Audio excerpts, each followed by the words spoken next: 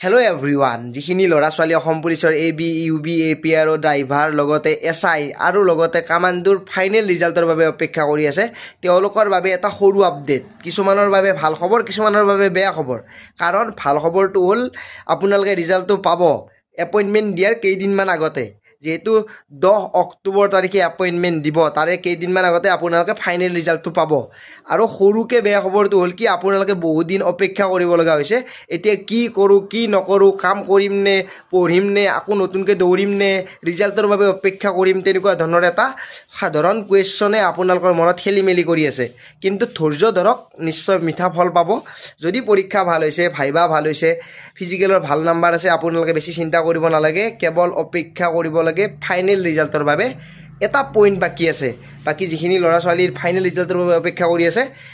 10 অক্টোবৰৰ কেইদিনমান আগতে আপোনালোকে ৰিজাল্টটো পাব মামাই যেহেতু কৈছে গতিকে যোৱাবাৰ যেনেকৈ ৰিজাল্ট দিছিল 2022ত